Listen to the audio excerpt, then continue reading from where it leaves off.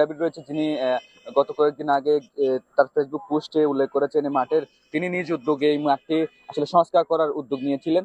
তবে তার তিনিও বলছেন যে অভিযোগ করছেন অদৃশ্য কারণে এই মাঠটি যদি তিনি সংস্কার করতে আসেন নিজ উদ্যোগে তাহলে প্রশাসনের পক্ষ থেকে নানা রকম বিভিন্ন জন তাকে বাধাগ্রস্ত করে এবং তারা সংস্কার করবে বলে আশ্বাস দিয়ে এই প্রতিশ্রুতি তারা রাখেন না। আপনি এই ব্যাপারে যদি একটু বলতেন। এ ব্যাপারে যদি বলতে চাই, আমরা হচ্ছি প্রথমত এই টুর্নামেন্ট আয়োজক, দ্বিতীয়ত হচ্ছে আমাদের আন্ডারে এখানে একাডেমি রয়েছে, ক্লাব রয়েছে। তো সেই ক্ষেত্রে আমি যে নিজ উদ্যোগে একটা সংস্কার করার কথা বলছিলাম সেটি হচ্ছে আমরা যখন টুর্নামেন্ট আয়োজন করতে যাই তখন এই মাঠের এই অবস্থা তো আপনারা জানেন। এই মাঠকে আগে সংস্কার করতে হয়। তখন কি হয়, আমাদের 5 থেকে 6 লক্ষ টাকা শুধু চলে যায় এই মাঠ সংস্কার করতে। তাও এটা হচ্ছে ক্ষণিকের জন্য। আমরা জাস্ট করলাম, টুর্নামেন্ট হইলো, টুর্নামেন্ট শেষ, মাঠও আবার নষ্ট হয়ে যায়। এইটা টাকাগুলো নষ্ট হয়ে যায়। এই জন্য আমি বলছি আমাদের আমরা যদি দেই তখন আমরা ওই যে টুর্নামেন্টে যে টাকা খরচ হয় এগুলি দিয়ে যদি আমরা মোটামুটি সংস্কার করি তাহলে এটা একটা এই এভাবে হবে আর কি। কিন্তু এটা নানান বাধা বিপত্তি আসে, সেজন্য করা হয় না।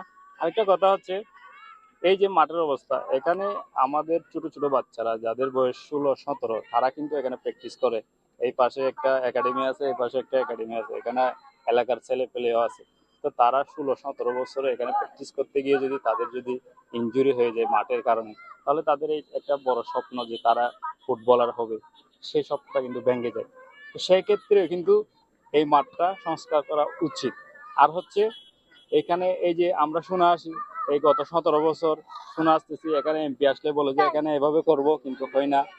এই উপজেলা চেয়ারম্যান এসে বলে যে এভাবে করব, কিন্তু কেউ করে না। এখন হচ্ছে, এখন যেহেতু সরকার নাই, এখন ইন্টার্ন কি এখন আমাদের ডক্টর ইউনূস সাহেব আছে। তো সেই ক্ষেত্রে একজন ইউনূস সাহেব চাইলে কিন্তু সব পারে। তো সে এখন বর্তমানে একটা বাজেট করছে। তো আমরা শুনছি প্রথমে সে বলছে যে এখানে লাইটিং হবে, খুব সুন্দর একটা পরিকল্পনা সে করছে, কিন্তু পরবর্তীতে দেখা গেল যে এখন শুনতেছি শুধু চারপাশে হাফ দেওয়াল হবে, এই আর কিছু হবে না। এখন আবার এই দেখেন এখানে সবচেয়ে গুরুত্বপূর্ণ হচ্ছে গ্রাউন্ডটা ঠিক করা। গ্রাউন্ড যখন ঠিক হবে ছেলেদের আর ইনজুরি হবে না। আর হচ্ছে এখানে লাইটিং যদি একটা ব্যাপার থাকে, এই যে একটু আগে ক্রীড়া সংস্থার একজন লোক বললো যে আপনাকে এখানে মডেল আড্ডা হয় বা আপনি একটা এরকম প্রশ্ন করেছেন, কিন্তু এখানে যখন লাইটিং হবে তখন এখানে মদের আড্ডাটা হবে না। এখানে এটা হচ্ছে টেকনাফ একটা এলাকা, মাদকের এই স্বর্গ